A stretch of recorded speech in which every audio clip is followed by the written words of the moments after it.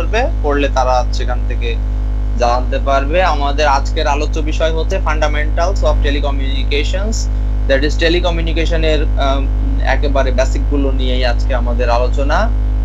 তো এখানে গোল, যেটা আজকের ক্লাসের গোল হচ্ছে to present the basic concept of telecommunication system. Telecommunication সিস্টেমের বেসিক কনসেপ্টটাকে প্রেজেন্ট করা with focus on digital and wireless, digital এবং ওয়্যারলেস সিস্টেমটাকেও ফোকাস করা, and the most important feature of the propagation of telecommunication signal. এবং আমরা আমাদের অধিক যে ফোকাস সেটা হচ্ছে টেলিকমিউনিকেশন যে সিগন্যাল আছে, সিগন্যালগুলি আছে, সেই সিগন্যালগুলোর যে সকল বৈশিষ্ট্যগুলো আছে সেই বৈশিষ্ট্যগুলো নিয়ে আজকে আলোচনা করা।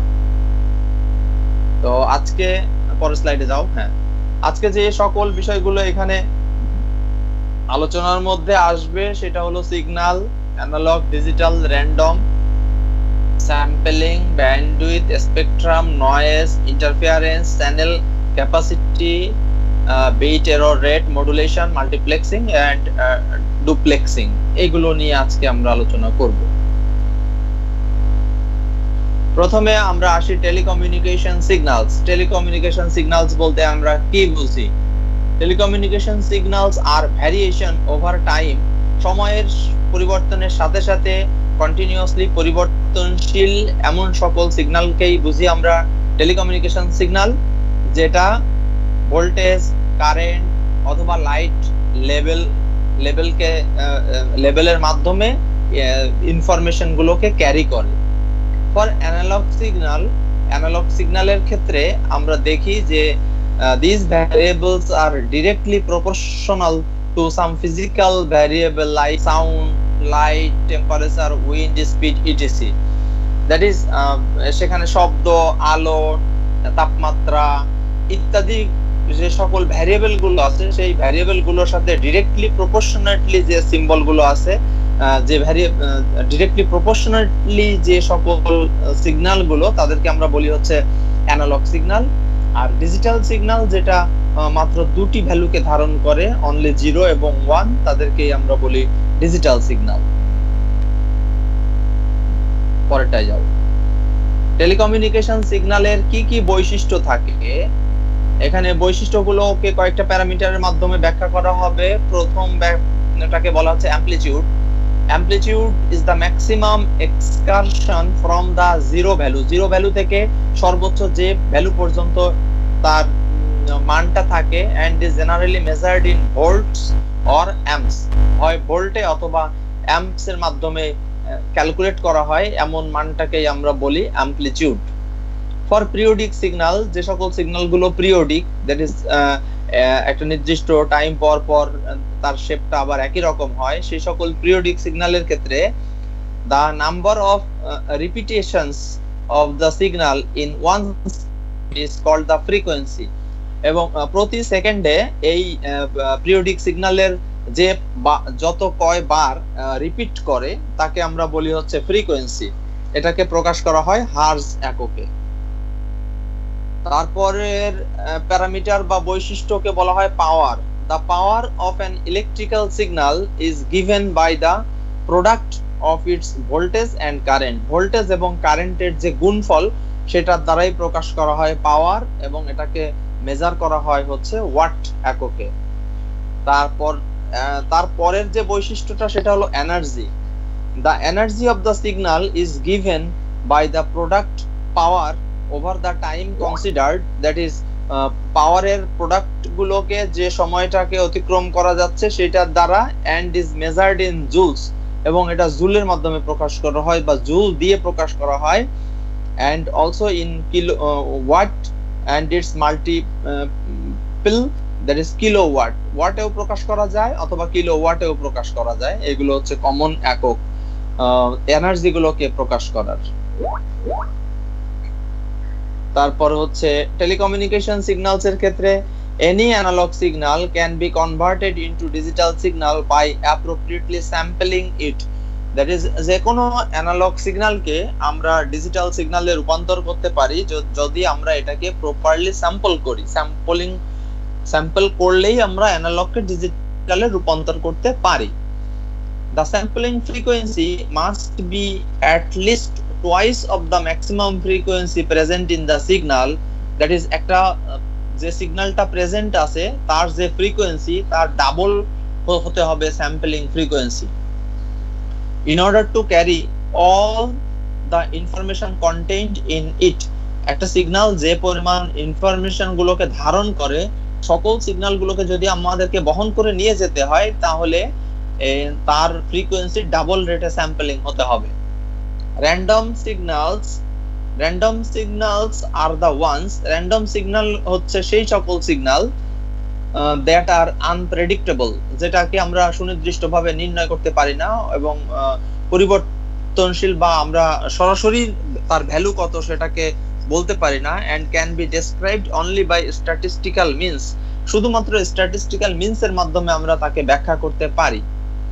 আর গত ক্লাসে আমরা বলেছিলাম noise is a typical random signal described by its mean power and frequency distribution. Mean power এবং ফ্রিকোয়েন্সি ডিস্ট্রিবিউশনের মাধ্যমে যে সকল সিগন্যালগুলোকে আমরা প্রকাশ করি তাদেরকে আমরা বলি হচ্ছে নয়েজ।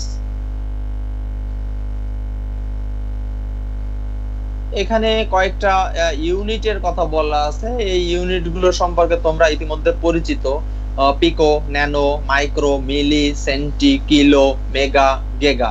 এটার জাস্ট ভ্যারিয়েবলটা কি এবং কোন একক দ্বারা এটাকে প্রকাশ করা হয় সবার রাইট সাইড কলামে হচ্ছে কোন একক দ্বারা এই ভ্যারিয়েবলগুলোকে প্রকাশ করা হয় সেটাকে ডেজিগনেট করা আছে।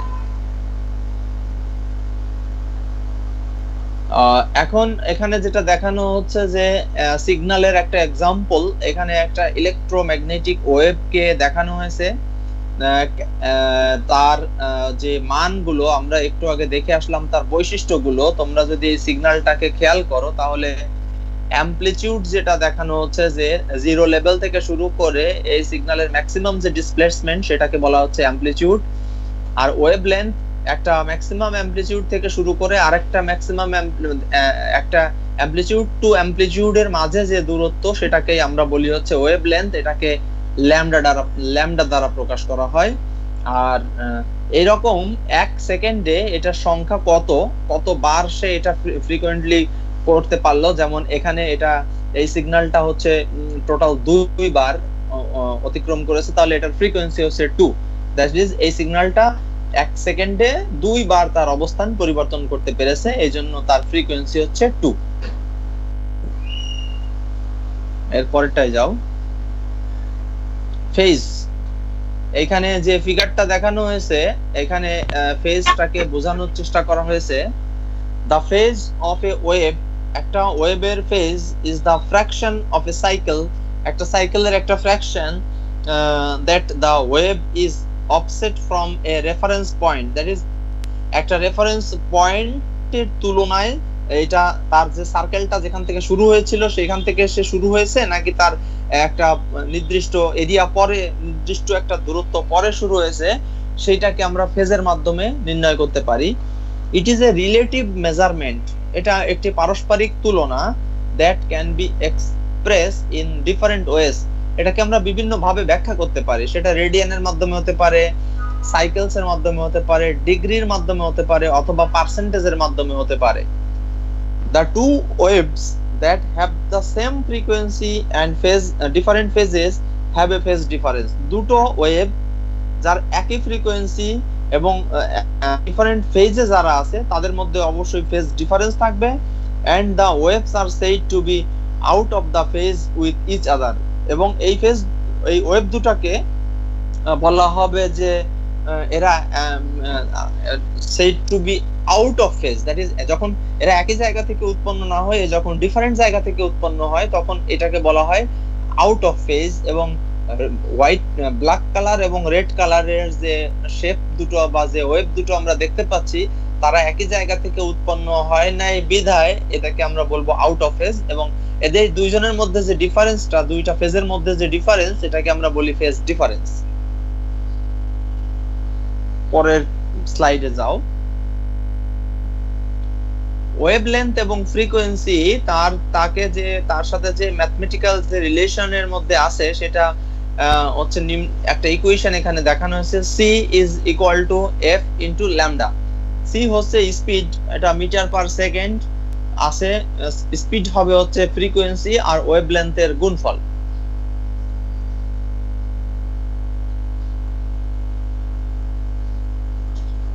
ব্যাস, এটা নিচে চলে যাও, এখানে একটা এক্সাম্পল দেখানো হয়েছে। পরেরটাও তাই, এখানে এফ এর মান রয়েছে, তখন ল্যামডার মান কত সেটাকে ক্যালকুলেশন করা হয়েছে। ল্যামডা ইজ ইকুয়াল টু হবে C divided by F. C এর মান আছে, এফ এর মান আছে, এটাকে যদি আমরা বসিয়ে দেই তাহলে হচ্ছে আমরা ল্যামডা এর মান কত সেটা পেয়ে যাব।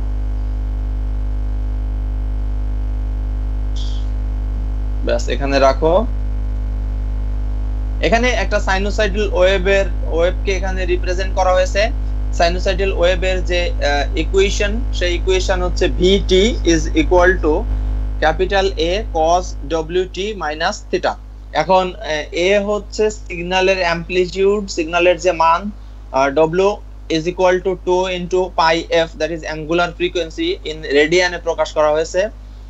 f হচ্ছে এটার ফ্রিকোয়েন্সি যেটা হার্জে হবে, t হচ্ছে পিরিয়ড ইন সেকেন্ড, পিরিয়ডটাকে সেকেন্ডে প্রকাশ করা হয়েছে। t ইজ ইকুয়াল টু, সূত্র হচ্ছে 1 divided by f, and phase degree or রেডিয়ানের মান কত, দুইটা ফেজের মধ্যে পার্থক্য কত সেটাকে থিটা দ্বারা প্রকাশ করা হয়েছে। সুতরাং এই প্যারামিটার গুলো যদি আমরা জানি তাহলে আমরা ভি থিটা এর মান কত সেটা নির্ণয় করতে পারবো।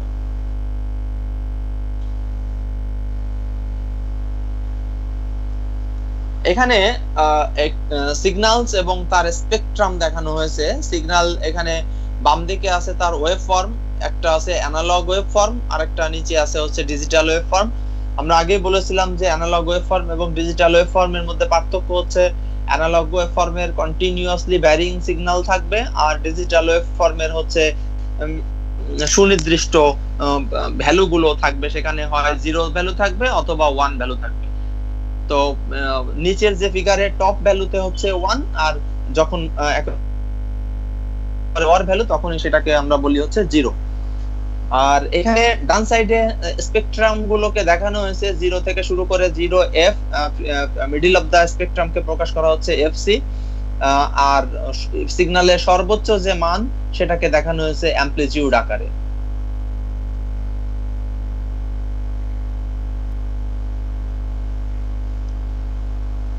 এখানেও তাই, স্পেকট্রাম অফ এ সিগন্যাল, একটা সিগন্যালের স্পেকট্রামটাকে অ্যানালাইজ করার জন্য প্রয়োজন হয় বা ব্যবহৃত হয় স্পেকট্রাম অ্যানালাইজার। স্পেকট্রাম অ্যানালাইজারের মাধ্যমে এখন আমরা দেখতে পাচ্ছি এখানে একটা সিগন্যালের যে তিনটা অংশ, তিনটা ভ্যালু, একটা হলো পাওয়ার, সিগন্যালের টাইমিং এবং আরেকটা হলো তার ফ্রিকোয়েন্সি, এবং এর মানগুলোকে প্রকাশ করা হচ্ছে f1, f2 এবং f3 দ্বারা, এবং এটা অসিলোস্কোপের মাধ্যমেই হচ্ছে এই স্পেকট্রাম গুলো ভিজিবল হয়।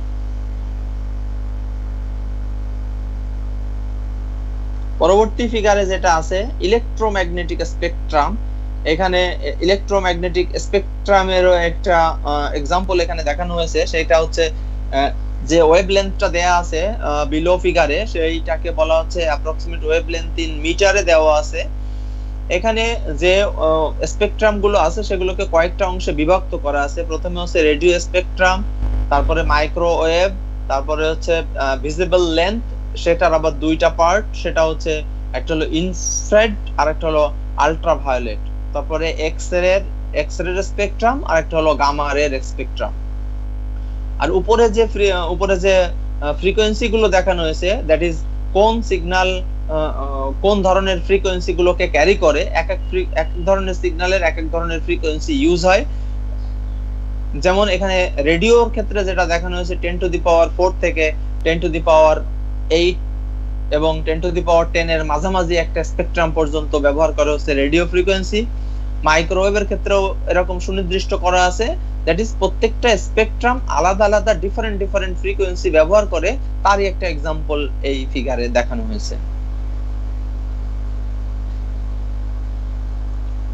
এখানে এই যে ফিগারটা দেয়া আছে সেখানে হচ্ছে microwave, telecom link, wifi, GPS, FM radio, am radio, short wave, এই ধরনের বিভিন্ন ধরনের ডিভাইস গুলো যখন যে সকল ওয়েভলেন্থ গুলোকে ব্যবহার করে সেই ওয়েভলেন্থ গুলোর ক্ষেত্রে কখন কোন ধরনের ওয়েভলেন্থ কোন কোন কাজে ব্যবহৃত হয় সেটার একটা চার্ট এখানে দেখানো হয়েছে। এটা জাস্ট ফর প্রিলিমিনারি তোমাদের একটা ধারণার জন্য যে, এবং সেটা কোন কোন স্পিডে ব্যবহৃত হয় সেই ওয়েভলেন্থটাকে মিটারে এখানে প্রকাশ করে দেখানো হয়েছে।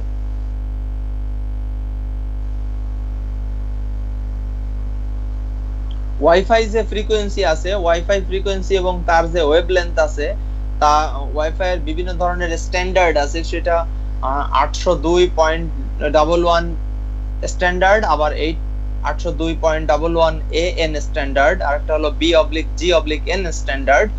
সেটাতে ফ্রিকোয়েন্সি ব্যবহৃত হয় 2.4 গিগাহার্টজ, আর তার ওয়েভলেন্থ হচ্ছে 12.5 সেন্টিমিটার। আর সেকেন্ড ক্ষেত্রে ব্যবহৃত হয় 5 গিগাহার্টজ, আর হচ্ছে তার ওয়েভলেন্থ হচ্ছে 5 to 6 সেন্টিমিটার।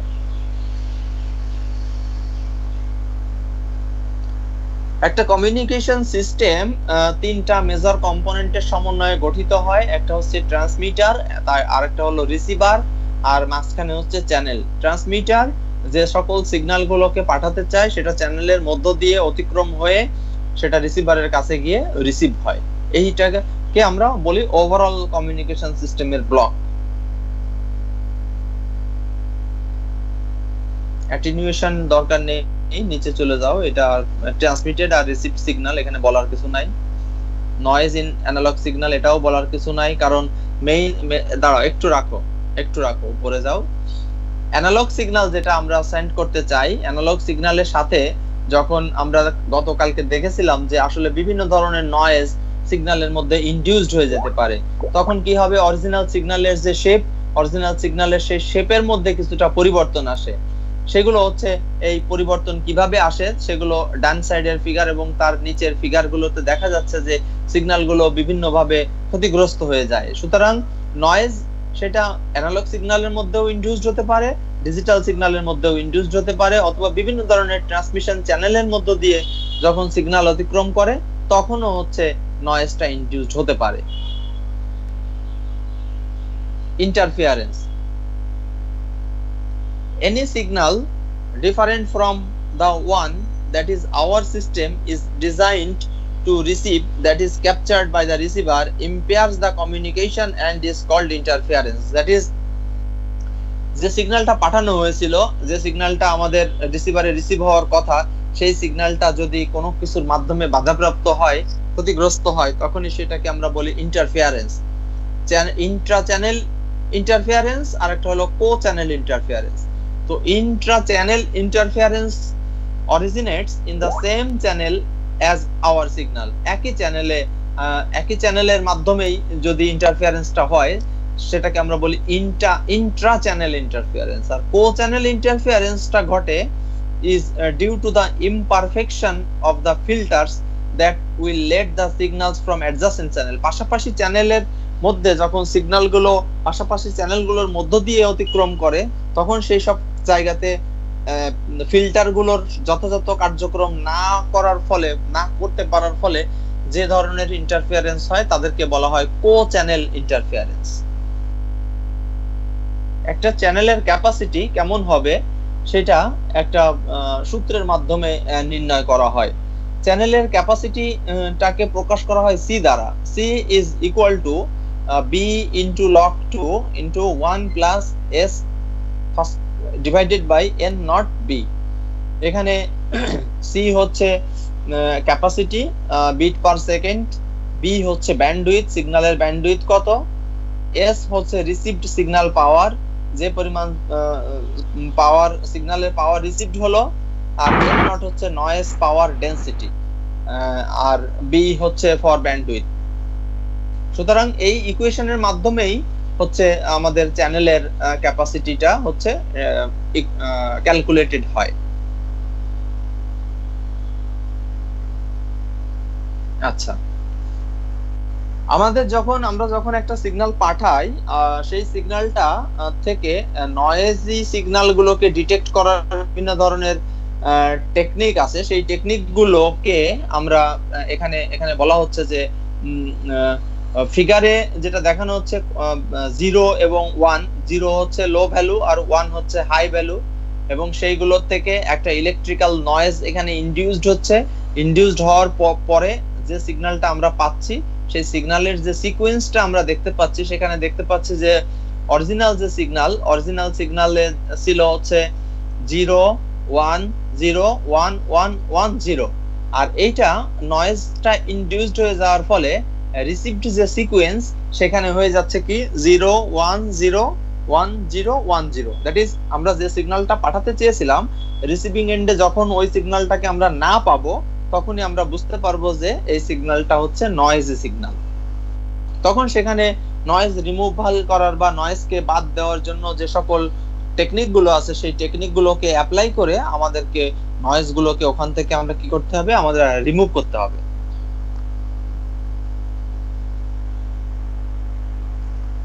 এখানে ট্রান্সমিশনের ক্ষেত্রে একটা কম্পোনেন্টকে যে সবসময় ব্যবহৃত হয় সেটা হলো মডেম, এবং মডেমের ক্ষেত্রে আমরা এখানে যেটা দেখতে পাচ্ছি, মডুলেশন এবং ডিমডুলেশনের কাজটা সম্পন্ন হবে।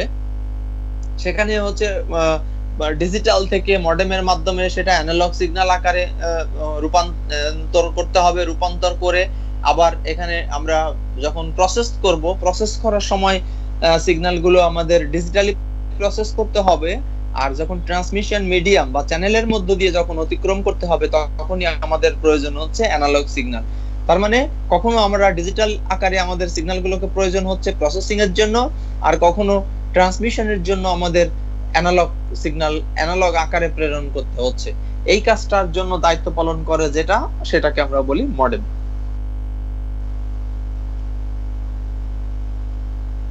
এখানে মডুলেশনের টেকনিক, এইটা তোমরা আগে দেখেছো যে মডুলেশন কয়েক ধরনের মডুলেশন আছে।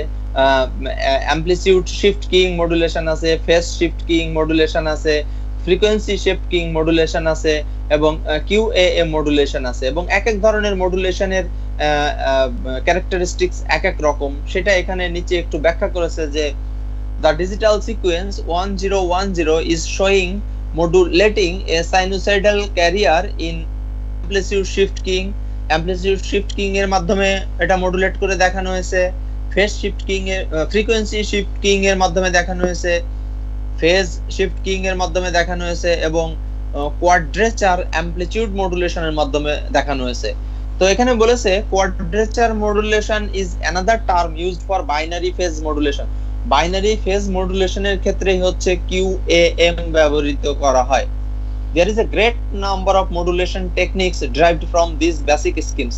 এই বেসিক তিনটা স্কিমের উপর ভিত্তি করে আরো অনেক ধরনের মডুলেশন টেকনিক ব্যবহার করা যেতে পারে।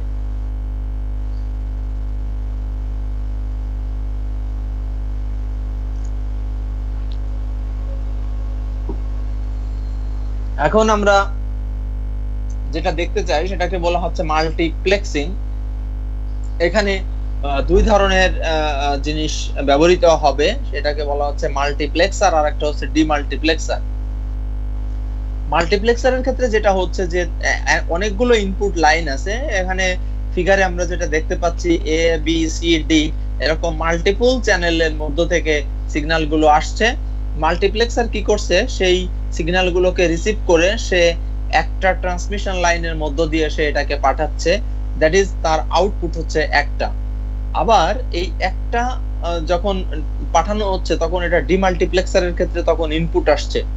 ডিমাল্টিপ্লেক্সার আবার তখন কি করছে, এটাকে সে তার একাধিক সোর্সের মধ্যে সে প্রেরণ করতে পারে। তার মানে মাল্টিপ্লেক্সারের ইনপুট হচ্ছে একাধিক সোর্স, আউটপুট হচ্ছে একটা, আর ডিমাল্টিপ্লেক্সারের ইনপুট সোর্স হচ্ছে একটা এবং তার আউটপুট সোর্স হচ্ছে একাধিক।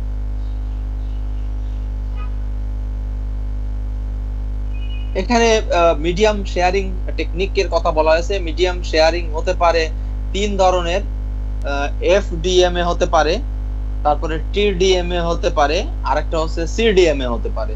তো FDMA, TDMA এবং CDMA এর ক্ষেত্রে যেটা বলা হয়েছে, in FDMA that is frequency division multiple access, এইটার ক্ষেত্রে each user has a different frequency band allocated, that is যতজন ইউজার আছে তাদের জন্য আলাদা আলাদা ফ্রিকোয়েন্সি ব্যান্ড অ্যালোকেট করা থাকে এফডিএম এর ক্ষেত্রে। আর টিডিএম এর ক্ষেত্রে টিডিএমটাকে বলা হচ্ছে time division multiple access. Each user has different time slots allocated. প্রত্যেকটা ইউজারকে আলাদা আলাদা টাইম স্লট অ্যালোকেট করে দেয়া হয়। while the same frequency is shared, ফ্রিকোয়েন্সিটা সবার মধ্যে শেয়ার করে দেয়া হয়। যতগুলো ইউজার থাকবে সবগুলো ইউজারের মধ্যে ফ্রিকোয়েন্সিটাকে শেয়ার করিয়ে দেয়া হয়। In CDMA, the users are distinguished by means of special mathematical code. CDM এর ক্ষেত্রে ইউজারদেরকে একটা স্পেশাল ম্যাথমেটিক্যাল কোডের মাধ্যমে ডিস্টিংগুইশ করা হয় while sharing the same frequency and time slot. একই রকম ফ্রিকোয়েন্সি এবং টাইম স্লটকে শেয়ার করানো হয় সিডিএম এর ক্ষেত্রে।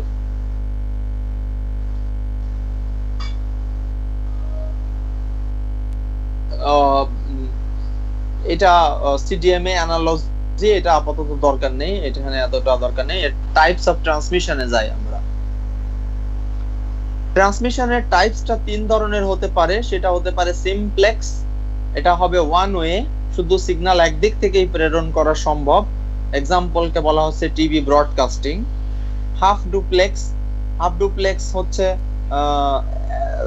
একদিক থেকে সিগন্যাল প্রেরণ হবে আর একদিক থেকে সিগন্যালটা হচ্ছে রিসিভ হবে, এবং এক্সাম্পল হতে পারে walkie talkie, requires handshaking to coordinating access. Walkie টকিতে একদিক থেকে সিগন্যাল সেন্ড হবে, অপর দিক থেকে আগে রিসিভ হবে, তারপরে ওই দিক থেকে আবার পুনরায় সিগন্যাল সেন্ড করতে পারবে। দ্যাট ইজ একই সাথে দুই দিক থেকে কমিউনিকেশন সম্ভব নয় হাফ ডুপ্লেক্সের ক্ষেত্রে। এটা ফুল ডুপ্লেক্সের ক্ষেত্রে বোথ সাইড থেকে হচ্ছে কমিউনিকেশন সম্ভব। সুতরাং ট্রান্সমিশনের ধরন হচ্ছে মোট তিনটা, একটা হচ্ছে সিমপ্লেক্স, হাফ ডুপ্লেক্স, আর একটা হচ্ছে full duplex.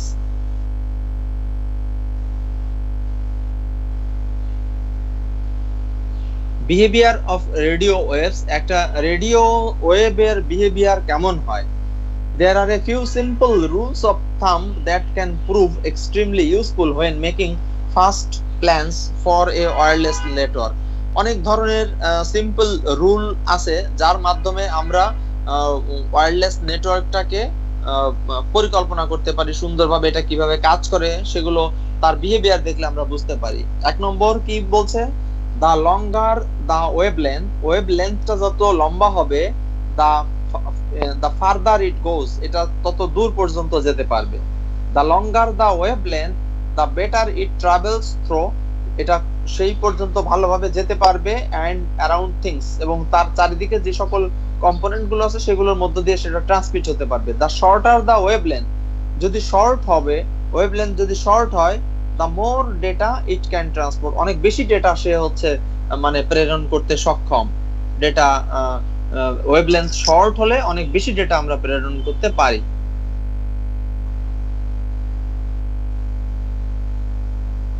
Traveling radio waves, radio waves do not move in a strictly straight line, এটা strictly straight line এ মুভ করতে পারে না রেডিও ওয়েভটা।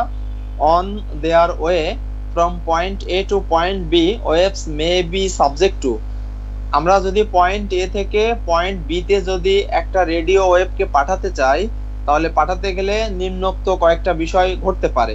সেখানে ঘটতে পারে অ্যাবজর্পশন, ঘটতে পারে রিফ্লেকশন, হতে পারে ডিফ্র্যাকশন, হতে পারে রিফ্র্যাকশন। এগুলো এই টার্মগুলোকে পরবর্তীতে ব্যাখ্যা করা হয়েছে নিচেই, মানে পরের স্লাইডে। অ্যাবজর্পশন বলতে আমরা কি বুঝি? when electromagnetic waves go through some materials, যখন ইলেকট্রোম্যাগনেটিক ওয়েভ কোনো একটা ম্যাটেরিয়ালের মধ্য দিয়ে প্রবাহিত হয়, they generally get weakened or damped, তারা স্বাভাবিকভাবে কি হতে পারে, দুর্বল হয়ে যেতে পারে অথবা এটা ড্যাম্পড হয়ে যেতে পারে, সিগন্যালের স্ট্রেংথ কমে যেতে পারে। Materials that absorb energy include, material যেসব ম্যাটেরিয়াল এনার্জিগুলোকে অ্যাবজর্ব করে সেটা কি কি হতে পারে? মেটাল হতে পারে, ওয়াটার হতে পারে, ট্রি অথবা উড হতে পারে, হিউম্যান হতে পারে। তো সেক্ষেত্রে যদি মেটাল হয় সেক্ষেত্রে কি হবে? Electrons can move freely in metals, electron গুলো মেটালের মধ্য দিয়ে খুব সহজে মুভ করতে পারে।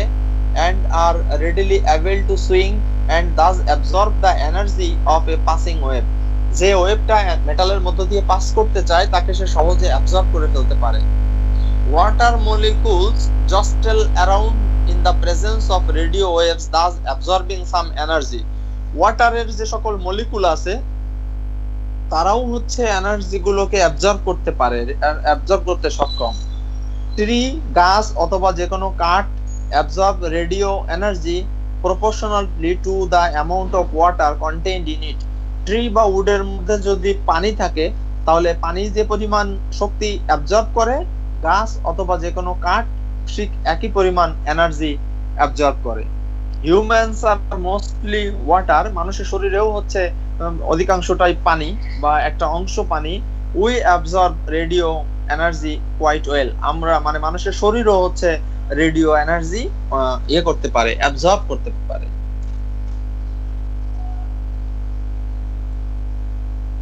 দুই নাম্বার পয়েন্ট ছিল হচ্ছে reflection.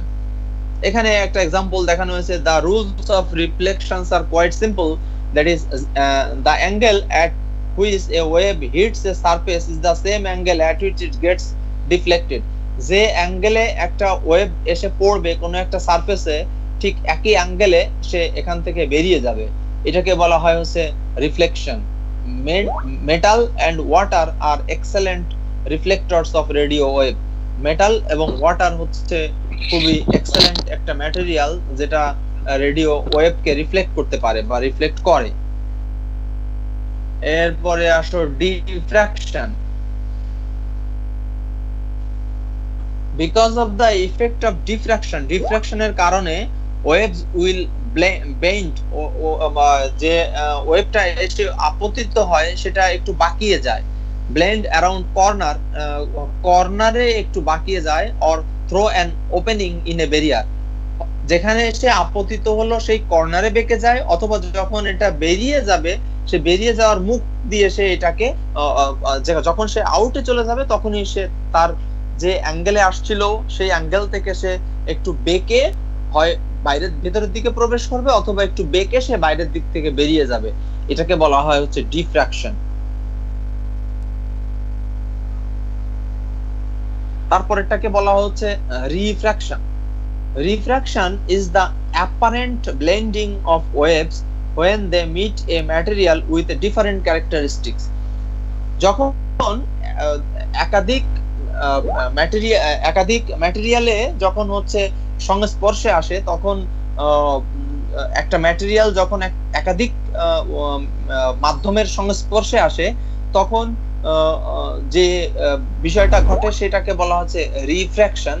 when a wave moves from one medium to another, যখন এরকম একটা ওয়েভ যখন এক মাধ্যম থেকে আরেক মাধ্যমের দিকে প্রবাহিত হয়, এটা তার স্পিড, তার ডিরেকশনের কিছু পরিবর্তন হয়। It changes speed and direction upon entering the new medium. নতুন কোনো মাধ্যমে আসলেই ওয়েভ তার গতি এবং তার অবস্থানকে পরিবর্তন করে। এই ক্যারেক্টারিস্টিক্সটাকে বলা হয় হচ্ছে refraction.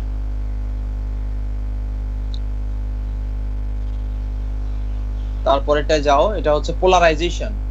Electromagnetic waves have electrical and magnetic components. Electromagnetic যে ওয়েভ আছে তার দুই ধরনের কম্পোনেন্ট আছে, ইলেকট্রিক্যাল কম্পোনেন্ট আছে আর ম্যাগনেটিক কম্পোনেন্ট আছে। That oscillate perpendicular to each other, যেটা একে অপরের উপর পারপেন্ডিকুলার আকারে পড়বে, and to the direction of propagation, এবং যে দিকে এই সিগন্যালটা অগ্রসর হচ্ছে সেই ডিরেকশনে এটা আপতিত হয়। The polarization of the wave, ওয়েভের polarization corresponds to the plane, প্লেনের তুলনায় ওয়েভের polarization in which the electrical oscillation occurs. এখানে একটা ফিগার দেখানো হয়েছে, এখানে একটা ম্যাগনেটিক ফিল্ড দেখানো হয়েছে, একটা ওয়েভ, তার ডিরেকশন অফ প্রপাগেশন হচ্ছে লেফট টু রাইট, সুতরাং লেফট টু রাইটে সেখানে তার ম্যাগনেটিক ফিল্ড আছে এবং তার ইলেকট্রিক্যাল ফিল্ড আছে, এবং এই ম্যাগনেটিক ফিল্ড এবং ইলেকট্রিক্যাল ফিল্ডের কারণেই হচ্ছে প্রপাগেশনটা পোলারাইজেশনটা সৃষ্টি হচ্ছে, এবং সেটা ডিরেকশন হবে সিগন্যালটা যেদিকে প্রবাহিত হচ্ছে ঠিক একই দিকে।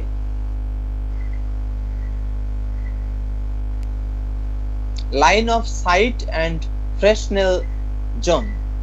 এটা একটু নিচের তোমাদের যেটা নিচের দিকে বর্ণনা দেয়া আছে, লাইন অফ সাইট বলতে কি বোঝায়? simply draw a line between 2 points.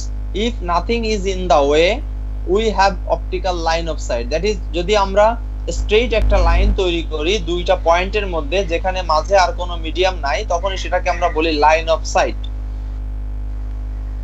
R but radio waves are not confirmed to a perfectly straight line. একটু আগে আমরা বলেছিলাম যে রেডিও ওয়েভটা পারফেক্টলি স্ট্রেট লাইনটা ফলো করে না। They occupy a vacuum in space, সেটাকে বলা হয় Fresnel zone. Theory describes how a propagation wave can cause interference with itself. এখানে উপরের দিকে যদি আমরা দেখি, এখানে একটা ফ্রেসনেল জোনটাকে এই যে একটা ইলেকট্রোম্যাগনেটিক ওয়েভটা সরাসরি স্ট্রেট লাইনে, দ্যাট ইজ পয়েন্ট এ থেকে পয়েন্ট বি তে, তোমরা যে টাওয়ারের মতন যেটা দেখতে পাচ্ছ বাম দিকে আর ডান দিকে একটা টাওয়ার দেখতে পাচ্ছ, লাইন অফ সাইট হচ্ছে যদি সরাসরি আমরা নিচের দিকে যে স্ট্রেট লাইনটা দেখতে পাচ্ছ ডি, এটা যদি আমরা সরাসরি কানেক্ট করি তাহলে সেটাকে বলা হবে এটা যে ডিসটেন্স। এটাকে যদি আমরা স্ট্রেট লাইনে কানেক্ট করি তাহলে সেটা হচ্ছে লাইন অফ সাইট। কিন্তু এই লাইন অফ সাইট না হয়ে এটা তোমরা দেখতে পাচ্ছ একটু বাঁকিয়ে, অথবা একটা এখানে এটার একটা কি আকৃতি বলবো, মানে একটু ব্লেন্ড হয়ে গিয়ে সোর্স থেকে ডেস্টিনেশনের দিকে যখন প্রবাহিত হয়, এই যে জোনটা তৈরি হয়েছে উপরে ফিগার অনুযায়ী, এটাকে বলা হয় ফ্রেসনেল জোন। নিচের দিকের থেকে বর্ণনায়, the strongest signal are on the direct line between transmitter and receiver. সবচেয়ে বেশি সিগন্যাল আমরা কোথায় পাবো? সরাসরি যে ডাইরেক্ট লাইনের উপরে আমরা হচ্ছে স্ট্রংগেস্ট সিগন্যালটা পাবো। and always lie in the first fresnel zone, এবং সেটা প্রথম যে অংশটা, সেই প্রথম অংশটার উপরে আমরা খুব স্ট্রংগেস্ট সিগন্যাল পাবো। if this zone is practically blocked by an obstruction, যদি ওই জোনটা প্র্যাকটিক্যালি কোনো অবস্ট্রাকেল দ্বারা যদি বাধাপ্রাপ্ত হয়, the signal arriving at the far end would be diminished. that is, বাধাপ্রাপ্ত হলে অপর প্রান্তে সিগন্যালটা হচ্ছে কি হয়ে যাবে? দুর্বল হয়ে যাবে। তার মানে প্রথম প্রান্তে যদি কোনো বাধা থাকে তাহলে পরবর্তী পিছনের সাইডের প্রান্তগুলোতে সিগন্যালগুলো বাধাপ্রাপ্ত হয়ে সিগন্যালগুলো দুর্বল হয়ে যাবে। ব্যাস, এইটাও মনে হয় লাস্ট টপিক ছিল। আর বাকিগুলো হচ্ছে আজকে আমরা যেগুলো পড়েছি সেটার একটা কনক্লুশন এখানে। ওকে, এখন আমরা একটু ডিসকাশনে আসি।